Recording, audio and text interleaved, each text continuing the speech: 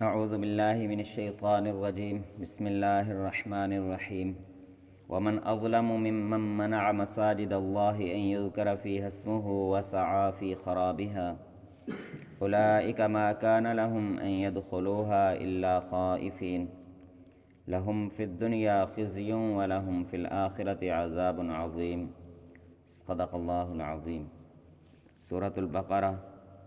آیت نمبر 114۔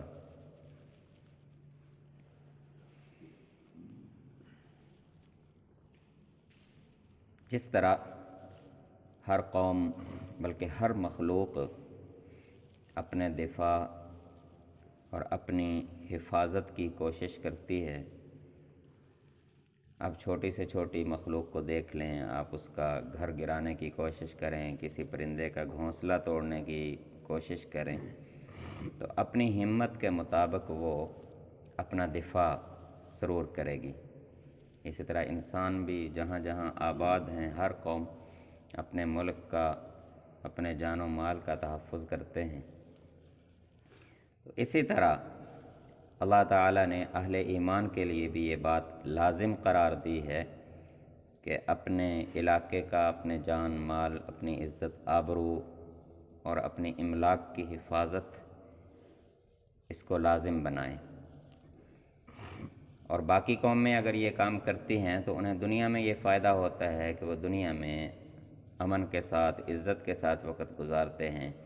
اگر اہل ایمان اللہ کا حکم سمجھ کر یہ کام کریں گے تو ان کے لیے دو فائدے ہیں، دنیا میں بھی عزت اور امن اور سر اٹھا کر وقار کے ساتھ زندہ رہ سکیں گے، اور آخرت میں بھی اس عمل پر اللہ تعالیٰ کی طرف سے بہت بڑا اجر ہے۔ تو اللہ تعالیٰ ارشاد فرماتے ہیں کہ دیکھو، اپنی مساجد کی، اپنی عبادت گاہوں کی اس طرح حفاظت کرو کہ اگر کوئی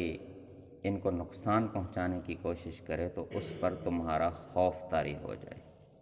تمہاری دہشت طاری ہو کہ اگر ہم نے مسجدوں کی طرف یا اللہ تعالیٰ کے کسی ایسے نشان کی طرف جو مسلمانوں کا یا اللہ تعالیٰ کی عبادت کے ساتھ جڑا ہوا ہے، اگر ہم اسے نقصان پہنچانے کی کوشش کریں گے تو مسلمان اس کے دفاع کے لیے تیار ہیں۔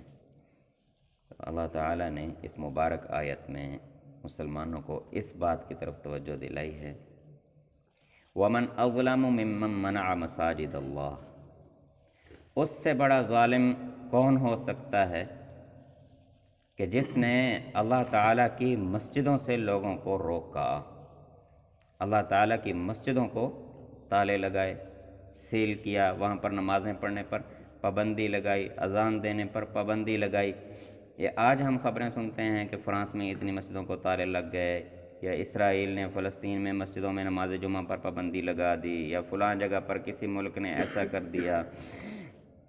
یہ آج سے نہیں، یہ بہت پرانی تاریخ ہے۔ جب بھی کسی کو طاقت ملتی ہے وہ سب سے پہلا کام یہی کرتا ہے کہ مسلمانوں کو نماز سے روکے۔ مکہ والوں کو طاقت ملی تو انہوں نے نبی اکرم صلی اللہ علیہ وسلم کو مسجد حرام میں، خانہ کعبہ میں نماز پڑھنے سے روکا۔ اس سے پہلے یہودیوں اور عیسائیوں کی آپس میں جنگیں ہوئیں تو جو بھی جس علاقے پر قابض ہونے کی کوشش کرتا تو وہاں پر جو کام کرتا ان میں سے یہ بھی کرتا کہ مسجدوں میں اور عبادت گاہوں کو تالے لگاتا، سیل کرتا کہ لوگ یہاں عبادت نہ کر سکیں۔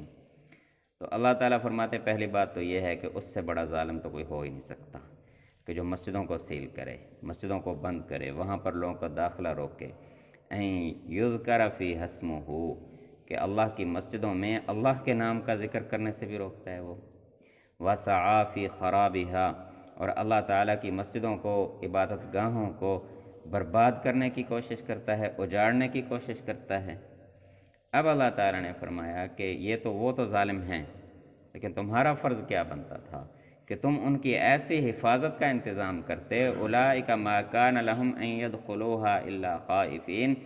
کہ ان میں سے جب بھی کوئی مسجد میں کسی میں داخل ہوتا تو اس کے دل میں مسلمانوں کا ایک رعب اور خوف ہوتا، وہ سر جھکائے ہوئے داخل ہوتا۔ اب یہ ہماری طرف سے بھی کمزوری رہ گئی کہ انہوں نے تو جو کیا کفر میں، لیکن ہم نے بھی اپنی مسجدوں کی، اپنے قوم کی، اپنے ملک کی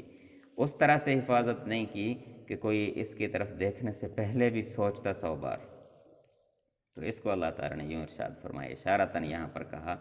کہ دیکھو تمہیں ایسا انتظام کرنا چاہیے تھا کہ ایسے لوگ اگر مسجدوں کی طرف آتے بھی تو ڈرتے ڈرتے جھکتے جھکتے کسی خاص مقصد کے لیے اگر تم سے ملنے یا کوئی مذاکرات کرنے یا کوئی مسئلہ مسائل پوچھنے یا دین سیکھنے کے لیے یا کسی حوالے سے بھی آتے تو ان کے دلوں پر ایک خوف اور رعب طاری ہونا چاہیے تھا۔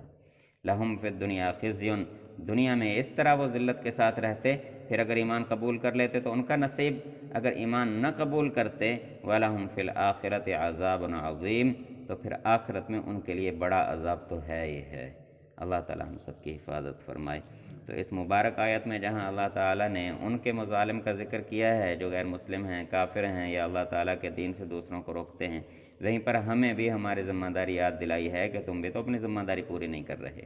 کہ اگر وہ مسجدوں کو گرا رہے ہیں یا برباد کر رہے ہیں تو تم نے مسجدوں کی حفاظت کے لیے یا اللہ کے دین کے لیے آج تک کتنی قربانی دی ہے، تم نے کتنا اللہ تعالیٰ کے دین کی حفاظت کے لیے کام کیا ہے۔ تو اللہ تعالیٰ ہمیں اپنی ذمہ داری کا کام کرنے کی توفیق عطا فرمائے۔ دوسروں کو ظالم کہنا تو آسان ہے، اپنی ذمہ داری کا کام کرنا بہت مشکل ہے۔ اللہ تعالیٰ ایمان و عمل کی زندگی عطا فرمائے۔